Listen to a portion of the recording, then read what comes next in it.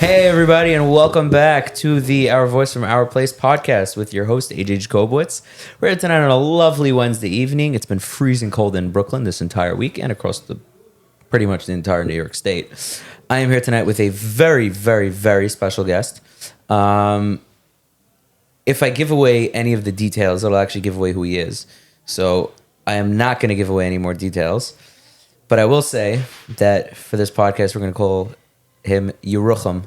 Yerucham, welcome to the podcast. How are we doing tonight? Oh, great. Great. Fantastic. How do you like the name? You know what? Never heard Yerucham before. So that's new.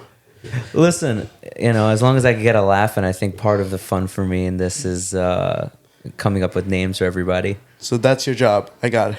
Well, yeah, besides for that and, asking the questions, that sort of thing. Yeah. Just being here. So talk to me. What's going on? Not a lot. Well, not a lot and a lot at the same time. I'm always busy. Yeah. Trying to figure out what I'm doing with my life still. Join the club. I think everybody goes through a phase like that where they just don't know what in the world they want to do in the future. Yeah. I think that's a lot. It can weigh a lot on the mind. How old are you? You're 16, right? Yeah. Oh, okay. Basically 17 in a couple days. We'll say 7. When's your birthday? 18th January. Wow. Happy early birthday. Thank you. 17 is big stuff. 18 is bigger. 1 year closer to 18. There we go. That's what I like. Do you think something's going to happen when you turn 18? Yes. A lot. I could open my own bank account by myself. Okay. That's exciting. See, I have already, but still, knowing that I can open a bank account whenever I want is a good thing. Okay. Anything else that excites you about being 18? Nothing. I just want to let you know right now there's nothing exciting Except about turning taxes. 18. No, sorry, that's the only thing that's not exciting about 18. Right. Yeah, there's nothing exciting about turning 18. I looked forward to 18 for a very long time. Not to say birthdays aren't fun and turning another year isn't fun, but yeah, I don't want to burst your bubble now. Oh, you know what? I just thought about it. Mm-hmm. I'm very excited about turning 18. Because the moment I turn 18, I could go to festivals. Yes. Oh, you're a big EDM guy. Exactly. Right. And those festivals, you have to be 18. In Europe and whatever not. So you have a bank account so that you can travel and go to festivals. Already planned it since I'm who knows when. Are you going to Tomorrowland? Of course. That was my first one that I want to go to. Wow. Which, main stage or? Of course. Wow. You have to see the big names. Yeah, of course. Who's your go-to guy? Well, my go-to guy is Martin Garrix. Yeah. But not gonna lie, this past year, I've been listening to people that nobody ever heard of. Okay. But they're good. I don't know why. 2022, I think, has been big in the music industry for everything. So much stuff has happened. I mean, I don't know if anybody else listens to EDM, but I do, and so much has happened. It's crazy. Martin Garrix, right? Big artist. You heard of him, right? Yeah, of course. Released his first album. That wasn't an EP. Exactly. Sorry. Yeah. Yeah. Which is crazy. He's been a legend since 2013, something like that. Pretty much. A staple. Exactly.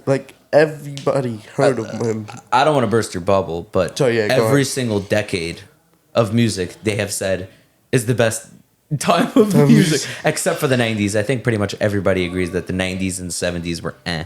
It's pretty much the 80s were awesome, 2000s were meh, 2010s, 2020s, not to 2011, 2014. Not to rip on anybody's taste in music and all. I just think that I happen to be an old soul. I happen to think 80s music is awesome. I hear. Yeah. Sorry, I just think that because of social media these days, music is so different. Well, because you're getting a lot of no-name guys that never would have had the money to produce, now have the ability to produce on a different level. There we go. Because of TikTok, so many people got just crazy famous. And I want to say the same thing even applies to podcasts. I mean, if not for the fact that you can purchase a podcast podcasting machine and literally podcast in an office in our place downstairs with a gym right behind us. I mean, 20 years ago, you were in a studio recording this stuff. Exactly. You had to add engineers, sound engineers, and everything. Yeah, that's you right. You make a really good point over there. Do you play any music? I play like 4 instruments. Really? Yeah. Like what? I play keyboard, play ukulele, I play the bass guitar, and I play drums. Really? Drums is like You play the bass guitar? I do play the bass guitar. Wow. That's really interesting. I don't think I've ever met anybody that plays bass. Exactly. What made you go into bass? Because my dad played guitar. I didn't want to play the same thing he played, so Right. I just took bass. Well, first it was ukulele, because that's the easiest instrument in the world. Trust me, you could do so much with the ukulele. Wow. You should have brought it tonight. Played us a little something. I you know what? I should have, but I left it somewhere. I don't remember where I left it. It's so small you could just put it anywhere. Exactly. I don't even think it's in my house. Well, bass. Bass is guitar is amazing. So how did you had a teacher? No, everything from YouTube and just practice. I used to be really into playing instruments when I was younger. Right. Now, like, you know what? It's fascinating. I if I go up to a keyboard now, it's like for a minute I have to remember what I learned. Like when I used to play, I'd come to a keyboard and I just know everything I know. Right. It's like simple. Now I have to think about it, and it takes me like a long time to remember the song. Let's say I want to play. Do you know how to play offhand without hearing this, without notes? No, not really. You need notes in front of you? I'm not that good at. Not that good. If you give me notes, it'll take me a couple tries to get it. But like bass, you could play without notes. Bass, yeah, bass is easy.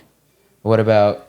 You said you play bass. What about drums? Drums I did when I was much younger, like really young, Right. 8, 9. I had electric drums, Right. which not back then, but whatever. Back when I was Right. when I was younger, Only a couple years ago. only a couple, yeah, exactly. They were very different, but still, I played a lot of drums when I was younger, and then when I moved to America, and I stopped completely. You were born in Israel. Right, I knew that. When did you move here? No, not at all. I hear. No, you mentioned it to me one time. The thing is about accents is like I don't have an accent, right? No. But my parents on the other hand, holy cow. Like call them out. No, I'm saying like their accent is so heavy. Yerucham. That's a good one. So you moved here when you were how old? Like 10 and a half, something like that. Wow. Yeah, not so what was it like? Was it culture shock? Crazy, dude. The first time seeing non-Jews, I was... You never saw Arabs? No. Where'd you grow up? I lived in Netanya.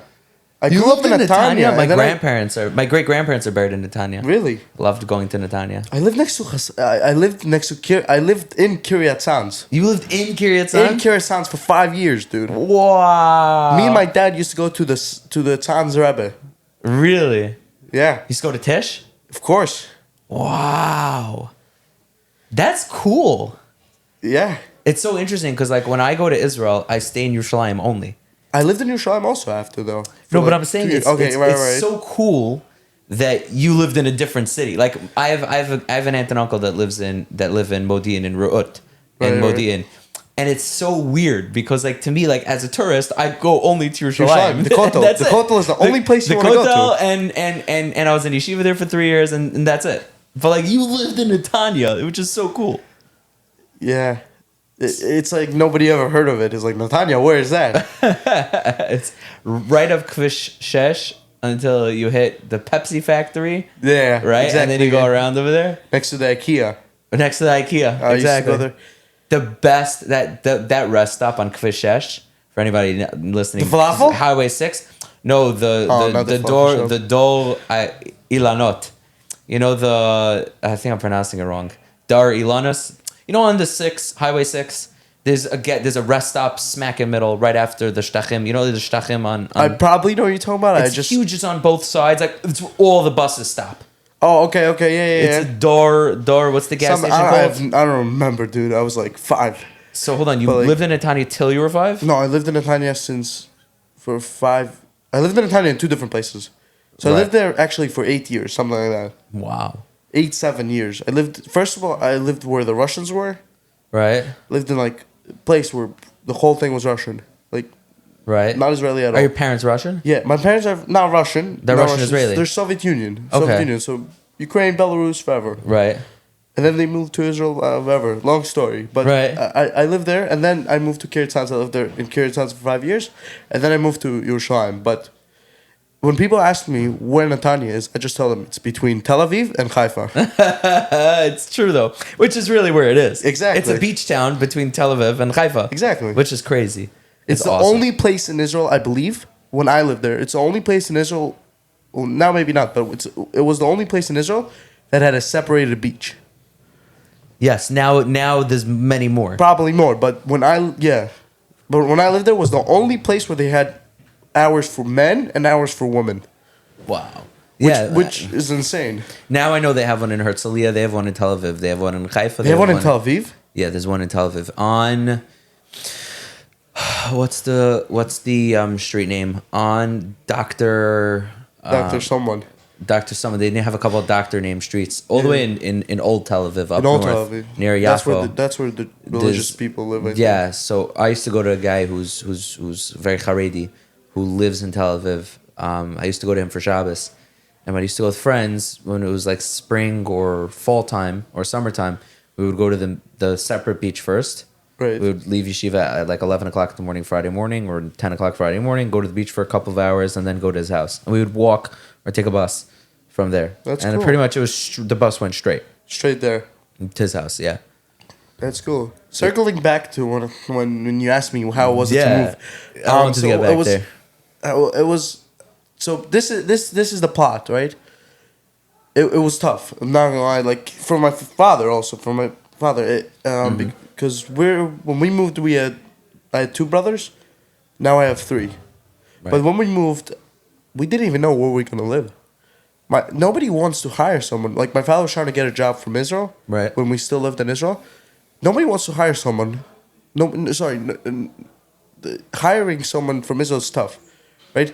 And then when we're looking for someone to live, nobody wants to let a family with 3 children, no jobs for both of the parents. Like nobody wants to let them rent. Nobody wants to let them buy. Right, because there's no financial. Like, what is going? Yeah. So that's a whole nother long story. But just learning English, I knew no English at all. Right. Absolutely no English. It was tough. It was tough in the beginning. Wow. I got very lucky. We were looking for schools a long time, for yeshivas a long time. Then we found this one place called Yeshiva Bitachon. I don't know if you ever heard of it. I've heard of it. So they didn't tell us that it was a school for people with like dyslexia and all that stuff. Right. They didn't tell us that. Like we found out a year after we went there. Like no, it was. But I'm saying that's like crazy. You go to a school for a year and they're like, oh, and then you find out like no, because someone told us about it. Right. But we got really lucky. Basically over there how it works is you have 2 teachers. When I was in 5th grade, so you have a teacher for the Limudei Kodesh for like Jewish learning, and you have a teacher for everything else. For like my Jewish teacher spoke Hebrew. The other teacher spoke Russian. Wow. So that really worked out. Wow, that's Hashkacha Pratis. That's yeah. And I had a year to learn English, and then I got kicked out of the school. That's another story for another day. For the next podcast exactly. with Yerucham, coming shortly to theaters near you. So you went there, and then you learned English there, and your English is great, obviously. Thank you. It wasn't back there, trust me. Right. And then I know you work now. I do, which is cool, I guess. Right. So when did you decide to leave school? Oh, so basically over 9th grade, I would say, over 9th grade, 10th grade.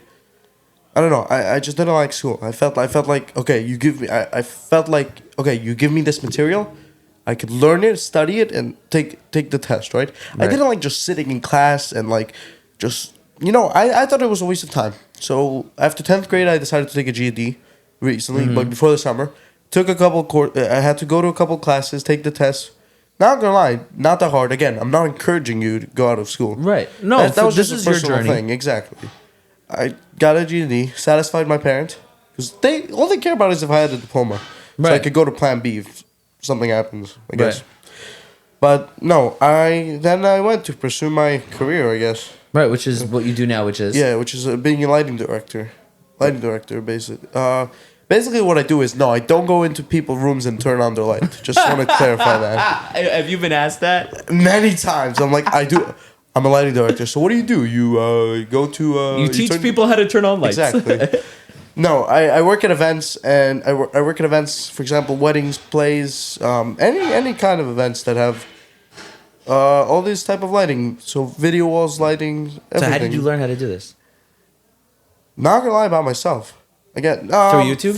From the beginning, from the beginning. Then I bought a course too, and then if anybody is looking to go into any type of entertainment industry, I'll tell you this: the best way to learn is from doing live events and from making mistakes. Like, mistakes are the best. When I mess up a show, well, not anymore, but back then, when I messed up on a show, I would learn so much from it. It would never happen again. It's like. But because when I started learning, I just did it at home, right? My laptop, I did this, and then I come to my first live show, and everything it works completely different. Everything does this that I don't want it to do, blah blah blah. Right. So the best experience is live events. Wow. So you're like miles ahead if you think about it, because what you're saying is something that a lot of people, it takes time for them to learn. Yeah, but the industry is competitive. In America, it might not be. In Europe, it's in like the world. It's lighting. Of lighting, yeah. Really? Yeah. So interesting. The only company, there's only two big companies that make lights in America. I can't even pronounce one of them. What? You're talking to the wrong guy. It doesn't matter. But I'm saying this industry specifically is bigger in Europe. Even lighting directors? Yeah, everybody comes from. So you're like one of like. I'm going to take a guess of like 3 in Brooklyn? No. Yeah. The ones that use MA. You're your own company or? No, I don't have. I've currently a freelance, which means I go. Everybody knows me. A lot of I work for Jewish companies currently. Right. So a lot of Jewish companies know me and they hire me. Right. And I know recently you did a pretty big event. Yeah. Which one are we talking about? The one in Washington, D.C.? Oh. Yeah, that was nice. That wasn't... I wouldn't say it was big. It was like a big event, meaning of like... Politically. Exactly. I did not get to meet Joe Biden, though. President Joe Biden. Sorry, yeah. President Joe Biden. President Joe Biden. the one and only. Yeah, so, I mean, was that a cool experience? It was interesting. I'm not gonna lie. That was the only time in my life where people asked me to open up my scooter battery. Which is wild. Which is crazy. Like, sir, I'm going to have to ask you to please take off your cap, take it apart seam by seam, and we're going to have to inspect it. Exactly. It's like I felt like, oh no, what's going to happen? But no, it was a cool experience. You put together all the lights? No. Lights come from companies. No, but I'm saying not you put them together, meaning you built them. I'm saying you directed the lights and you figured out how they should look and everything. So basically, when I started, and still now sometimes I do rigging. I put up the lights and whatever. But I have there's a lot of different types of softwares you can use or what do you call it? Like, you know how you have for sound you have different types of mixers? Right. So their lighting, there's different types of mixers, and the one I use is the one that's globally known, but obviously the more expensive. It's called Grand MA. So I have a console. You own it? I don't own it because it cost around 40 grand. Whoa! For the cheap one. The new one cost 80. Wow. Yeah. So and you have and you plug in all the lights into that thing, the cords for that? Or? You have one cord really. Remember, it's a whole it's a whole complicated thing. But no, basically you plug identifies all the lights for you. Exactly. The way it works is like you have addresses on the lights and you have different universes and blah blah blah. Right. I have no idea what you're talking about, but yeah. But anyways, so I bought a Chinese small. I bought a small piece, not the full console. I just bought a small command wing. Right. For not that expensive, but I got it for a good price. But anyways, I connected to my laptop, and that's how I learn or program myself. Right. So yeah, you could program. You could tell them what to do. For moving heads, you could tell them to go to this position and that position, and move and do. So what you're saying is like when you go to an event that requires lighting to be changed, like a play. Yeah, exactly. You're the guy sitting behind the board. Yep. Moving a spotlight, or not moving a spotlight, having somebody up, but you're directing them and you're telling. Exactly. So it's so interesting. I did when I was in camp many moons ago. I started off doing scenery in camp, and then I started doing props, and then I started directing. Then I started managing plays, meaning the play was given to me, and I would manage and do the lights and the curtains and everything like that. Wow, I did not know this about you. Yeah, and then I moved to writing plays actually. So it's sort of like climbing a ladder, but it's so interesting because I know a little bit about like the stress of what you're talking about, of what you do at a play by a live event, because you have to make sure I had to have a checklist of what scene each thing, which lights go on, and what color the lights should be, and which light switch. And this was in a camp, by the way, where there were about 18 light switches, and they were not labeled properly. So I basically had to learn by feel which light I was turning on and which light I was turning off. Wow. You know what? I actually think plays are easier for lighting guys. I think so. Because what I do is I program something and I store it. So all I have to do, let's say I want all the lights to change to green and move to a specific position, right? Mm-hmm. If I have time before the play, I can just make it into one button, which means for every scene I can have one button and I can go one by one, and all the lights will move and change into a specific position. So you can program. So scene 1, this is gonna happen. Exactly. Scene 2, so you just literally sit behind the board and they go cue scene 3, and you hit the button. You go good night, and then you take a nap for 10 minutes. There we go. And you have like an earpiece on. Yeah. Sometimes. Do you feel cool? You know what? In the beginning, when I had headphones always on with the microphone, I'm like, "Ooh, I look so cool." Right. Then, when something goes wrong, you do not want to be on there. Oh, really? When something goes wrong for anybody, because it's connected between sound, lights. It's connected between everybody. Right.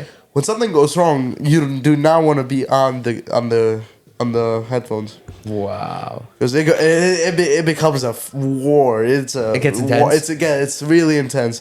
That should become a show or something. A reality TV show? Exactly. Behind the scenes at your local Yiddish play. Do you do plays in Borough Park? Sorry, yeah, a lot. More in Crown Heights. Really? Yeah. Like what types of plays? Girls' school plays. Really? Yes. You direct girls' school plays? I don't direct them. I just do. I mean to say the lighting and whatever. Yeah.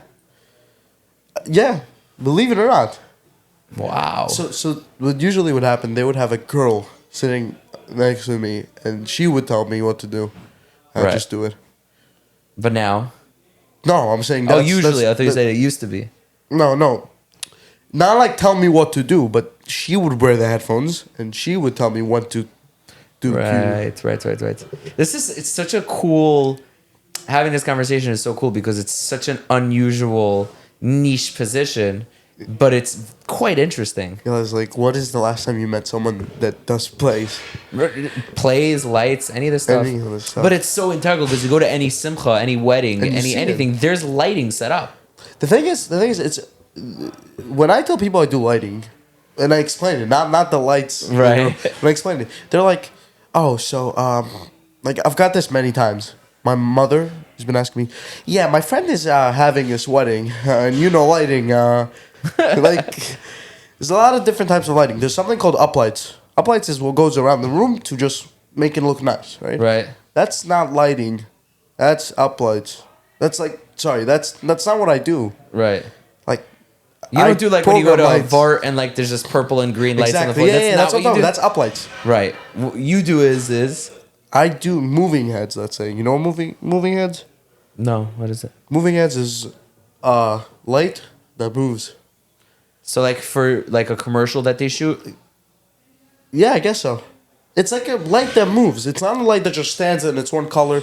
It's a light that moves and it could change color and it could change different prisms and gobos and whatever. What lights about concerts? Concerts have a lot of lights that move. Have you done a concert? I haven't done my own, but I've assisted with the concert. Okay. So sometimes in big events, you have an assistant LD.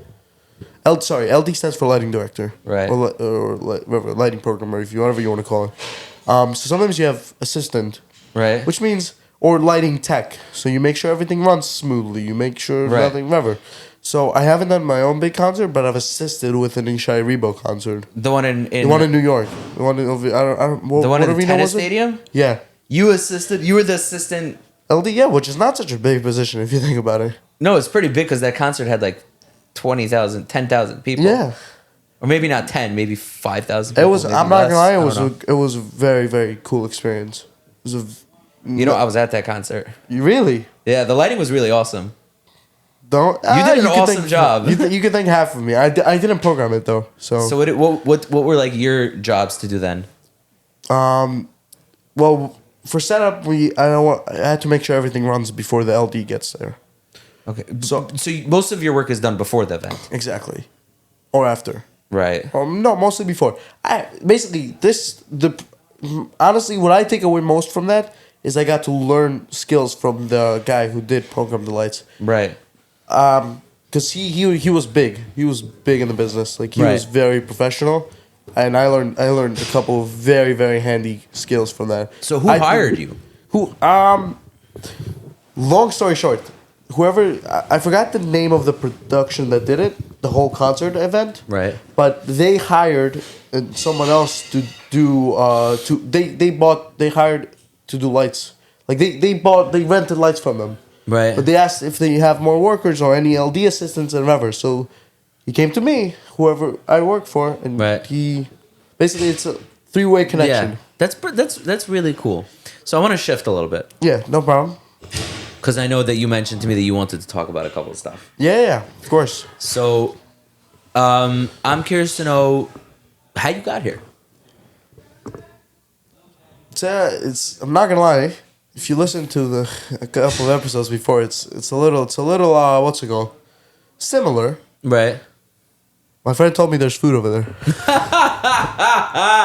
By the way, it's the common denominator, and it always is the denominator. I'm telling you, it's like crazy. If you ask half people here, how did they get here? But no, friend from school that still goes here. Right. Which school is this? Sinai Academy. Okay.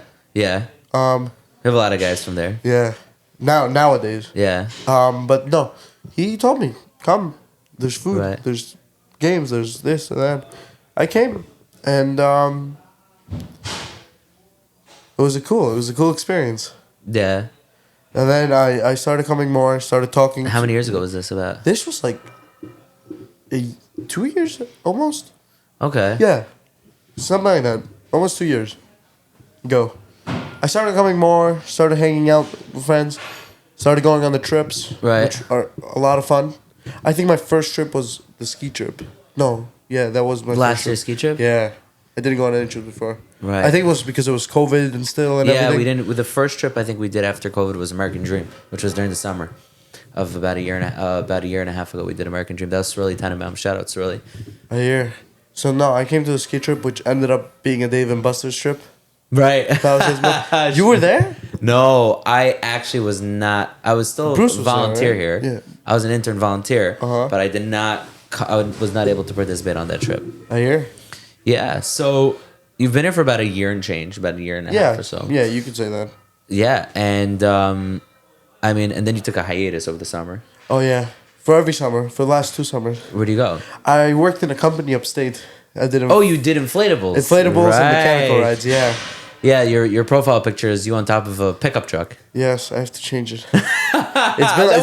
That wasn't a you know. No, I hear you, but it was like. I think it's pretty cool. I haven't changed it in a while. I just changed it to be my Google profile. Right. Because my other picture sucked, and when I was writing emails to professional companies or whatever, it was like a little kid. Right. It's like a picture of me when I was 6, and it didn't look ever. Yeah. Like. So you know, I get such. I only want to interrupt you to say this, just so I can give you a compliment. It's such. We had this conversation about lighting and all this stuff previously. It gives me such like nachas to like hear this, and it's just incredible to see something that you've built up by yourself enough that you were in a position where at 16, 17, almost 17 years old, you were invited to become an assistant lighting director at one of the biggest concerts in the New York area in the Jewish community in years. And I think it's a really commendable accomplishment. And I just, and like, as you're telling me, like, I have to be professional and this, and I'm like, bro, you're 17. You know what I'm saying? I literally started learning how to write professional emails like a year and a half ago. Oh, my emails are not professional, don't worry. No, but you hear what I'm saying. I hear you. I think you did. I appreciate it. Yeah. No, it's just it's really special and amazing, and you should really keep up the good work. I thank you, first of all. But I think that the earlier you start, the better. Yeah. Like in anything, I'm saying again, it always sounds like I'm saying drop out of school. No, I'm not saying drop out of school. I'm just saying, always have in mind. Always try to get yourself ahead. Yeah, and I think also, and this is something that people view as taboo, but and like a question that people would stay away from, but I'm okay with saying controversial topics on here, is that some people need to go to school, some people don't need to go to school. If you can get a GED as a backup plan, for sure, or you can get a high school diploma as a backup plan, but there are plenty of so many successful people who didn't go to school. Yeah. I mean, that's part of the thing. One of the things we want to do for the business program, the business speaker program, is Be'ez Hashem, bring on successful people. And again, I had this conversation in the last podcast about how do you measure success. Right. But successful people who have created things for themselves without, let's say, graduating from college or with just having a GED. And I think that it's a controversial topic. But I mean, look at you. You're on a path of greatness. B'ezrat Hashem. With God's help. Exactly. But listen, you're killing it. Thank you. Appreciate it. Listen, next time we throw a party down here, we'll just have you set up lights. Here. That's what I was wondering for a Hanukkah party. I know. I don't know what happened. Well, I'll have to talk to I saw some videos. I saw some videos. I was a little confused. Yeah, we'll have to talk to the creative director about that. So, in your time here, like, what's the experience been like? What's You know what? I would say last year. I was in a really difficult place. Just whatever, myself. I had a lot of doubts of what I'm doing, a lot of whatever. I don't know why. Every time I came here, just helped me out. I talked to a lot of people. And just, I'm not gonna lie, that really, really brought me... I became a better person. When I started coming here, I was like, terrible kid. Terrible guy. Do you think you were a terrible guy? I was a terrible. No, I don't know about terrible. You weren't bad. I don't know about You're terrible. a great guy. Everybody here is great. Exactly, but I was in a very low spot. Right. I didn't have any self-esteem. I'm not gonna lie. I was very doubtful. Very. I didn't know what to do, and I talked to a lot of people. I talked to people here, got new friends, and every time I felt down, I would come here. Wow. And it would just uplift me, make me feel better, make me a better person. And that's what our place is all about. Helping people with what they need and making them better themselves. Wow. Yeah. Not people think this. And it wasn't just staff members that you were talking to. No. It was staff members a lot, but it was also the guys. Made a lot of new friends that I still talk to and still have fun with, and every time I see them I just Yeah, I see you play with guys on FIFA. You were the catalyst for FIFA, which has me hooked, and among others. I don't know, man. I'm still looking forward for a FIFA tournament. I'm ready to play. Have I played you? FIFA? Yeah. I don't think so. We got to get a game going.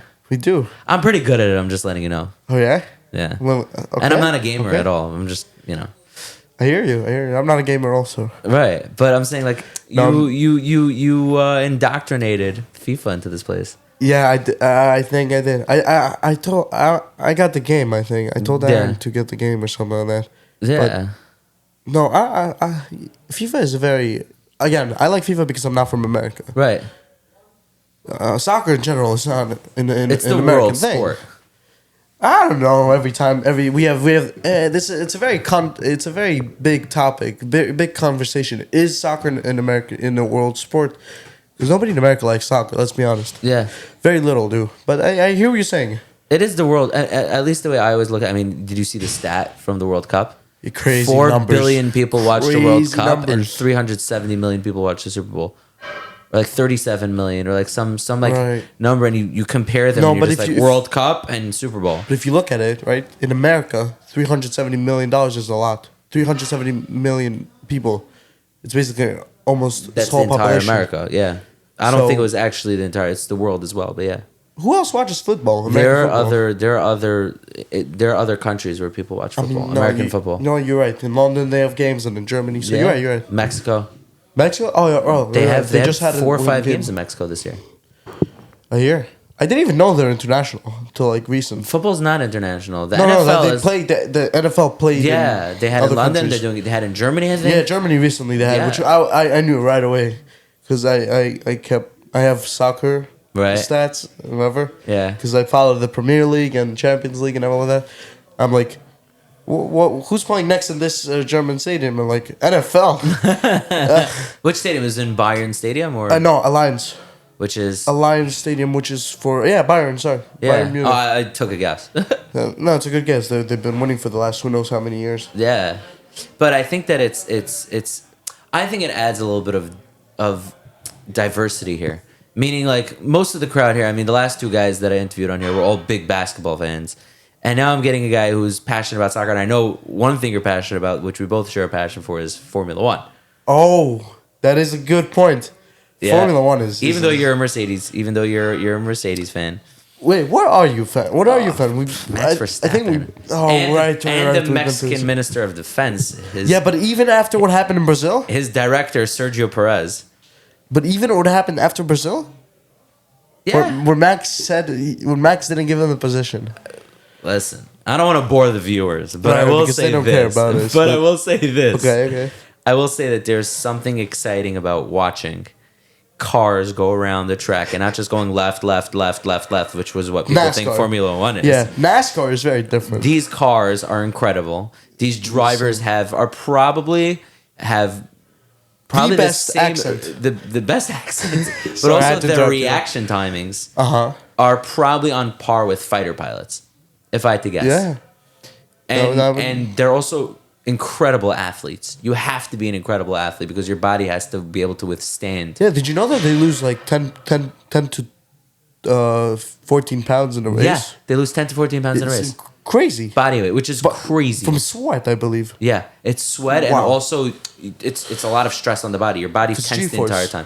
G-force and everything, which I think is crazy. So your body's constantly burning calories trying to counteract the G-force and the blood pumping in and out. Mm-hmm. It's really cool. But this diversity, getting back to our place, this diversity I think is really special. What's great about our place that no matter what you like and what you do or what you're a fan of, everybody is here acceptable, I guess. Is that what you were going towards? I'm going wherever you're going. Oh, yeah. This is your show. I just want to hear your thoughts. I mean, I'll tell you this. Our place is a place where I've never thought would be. I never thought in my life there would be a place where I could just go, talk to people, and have and just what's it called? Let my feelings out, or like, before our place I wouldn't talk to anybody about how I feel or what I need. Like here, I'm so open up.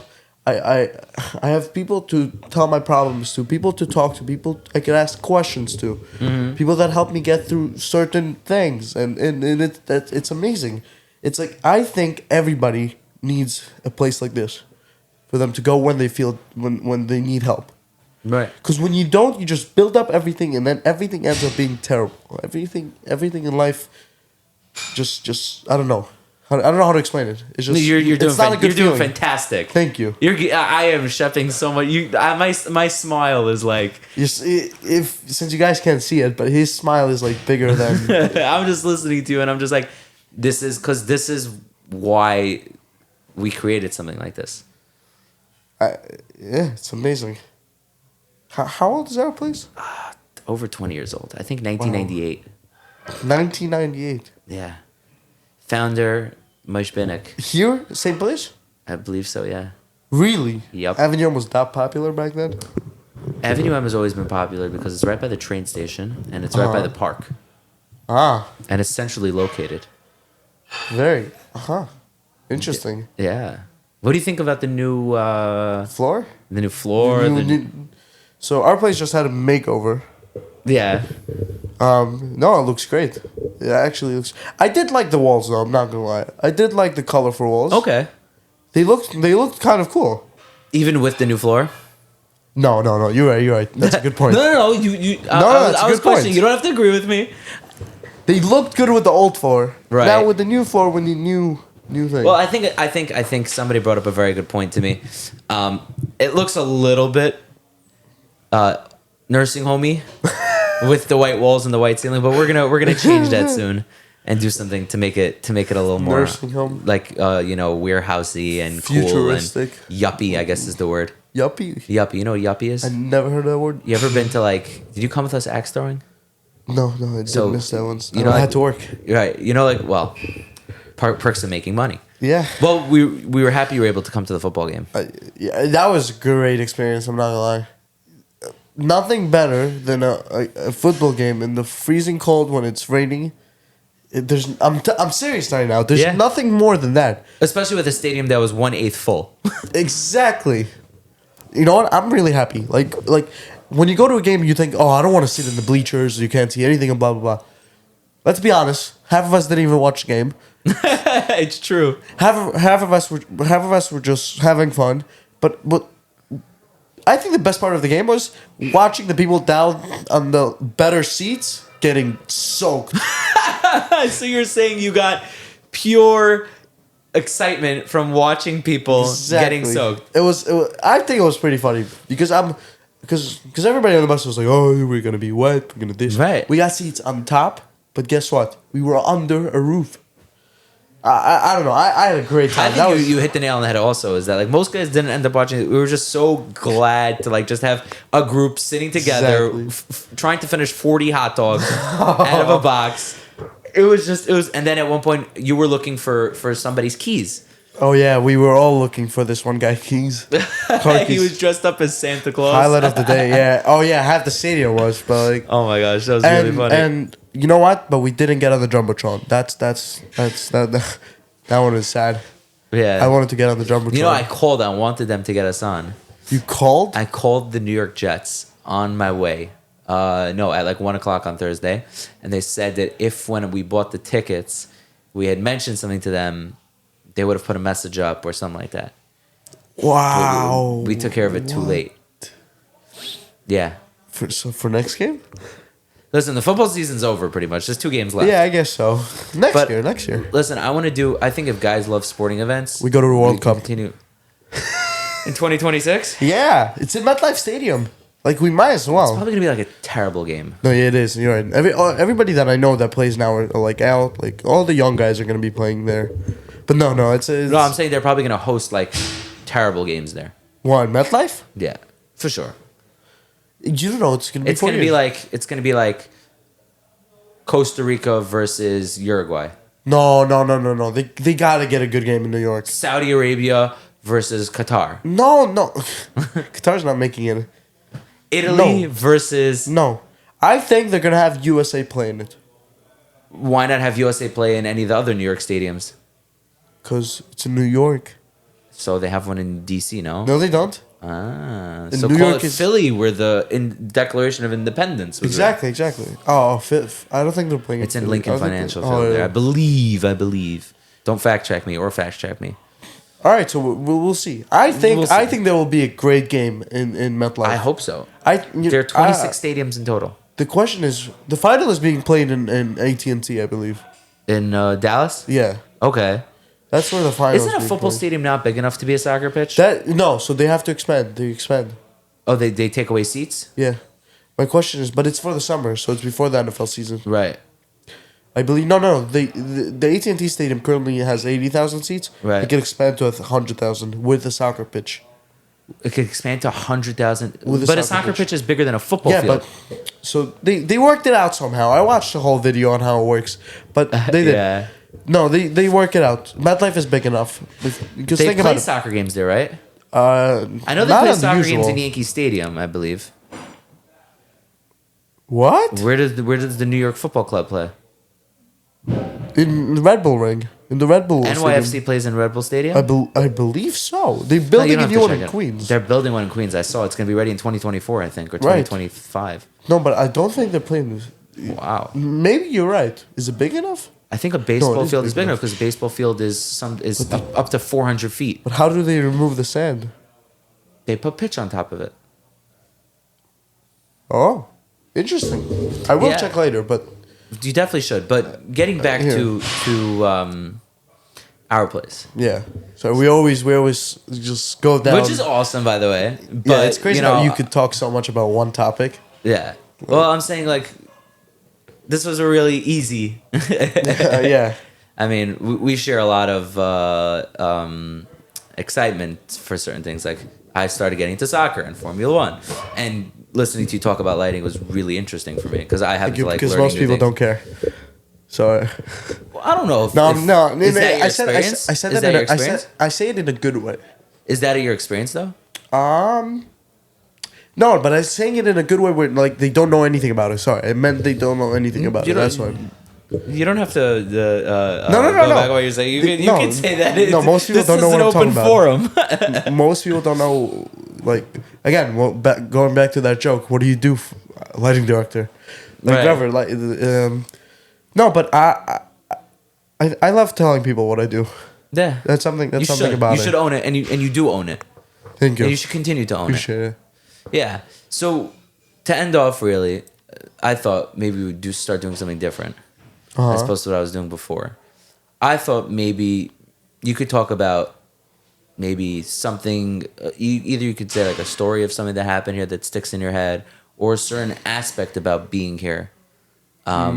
That's meaningful to you. You don't have to answer right away. I can just. I can cue the wheel of the Jeopardy music. Should have that on a button. Are we really you got a program? I will get you that. Right. But I think when people listen to this podcast, and you're interested to know. My question is: are they interested to know about more of the, like, let's say, the people, or more of our place, or both? At the same time. See, it's funny because originally one of the reasons why I thought to start doing it was to spread awareness and that sort of thing about what we do here, and then the more teen interviews I do with members, the more I realize that I think it's more important that you guys have a voice to express yourselves and to talk about yourselves. And I think that the fact that we can talk about what goes on here is an avenue and a vehicle for us to, for you to, explain how we got here and how we developed this relationship, et cetera, et cetera. So I think now for me, it's more shifted towards, I want to hear your experiences, not just in life, because we can sit and talk and play a game of FIFA or sit and schmooze and amongst other things that we talk about. But it's different than sitting in a room with somebody and just having a solid hour-long, 45-minute, 50-minute long conversation about what's going on and, things that interest you. I hear that is incredible. I'm not gonna lie, that's incredible. Because I've listened to the podcast, the podcast with the other teens, and really, it's like great stories, and really brings out what our place is. Really shows what it does. Right. And you get to hear about other people. Exactly. I think for the people that don't care about podcasts, I think podcasts are great. Like, trust me, you will. Let's say you have to do something boring. Do it with a podcast. You'll see how much better it is. I'll try that next time. Try that. Also, you learn so much from them. You learn so much, and like just listening to people having these stories is just, I don't know. I find it very interesting. Mm-hmm. Find it incredible. So, yeah, I think everybody who wants to get their voice out there and wants to just share should start a podcast. You're gonna bankroll them? And if you need a producer. But just to end off, so yeah. You mentioned that point, and I think that's the fact that you're listening to it and you're getting something out of it, and it means something, and you can notice that. I think is really what brings out the purpose of this. I think it's great to advertise and to let people know who need us, who need our place, or could use it. It's great for that also, or it's great for parents or rabbeim or from people or non from people. Yeah, I think I haven't been. I think I haven't been talking about this too much. Our place. Everybody should. What's it called? How do I say this? How do I say this? Like, everybody needs a place like our place. I think I said that already. Yeah. Something like that. But I think the reason everybody needs our place is because no matter what you're going through, no matter what you're doing in life, you always need a place like this where you could rely on. You could rely on other people to listen to you, or to have your back. Like, our place is like this place where it's like a family. It's like a second home. Mm-hmm. It's like when I'm at home and I don't have anything to do, I would come here. Right. I have friends over here. I have family over here. I have food. Right. So like it's a place where I feel comfortable talking, and I feel comfortable just, I don't know, expressing myself. I don't know how to say it. You're doing a great job. I feel great. I feel amazing when I'm here. There's always something exciting, always something going on, and there's always people here that can help you. This is awesome. With anything you need. I'm so happy. I'm so glad. Yerucham, this has been an absolute awesome period of time. It flew by. It's been amazing. And for all of you who are listening, thanks for tuning in. This is a new bit that I'm just ad-libbing right now. Thanks for tuning in. Stay tuned for the next episode, and we will see you or hear you or talk to you next time. Have an awesome night. Thank you, Yerucham.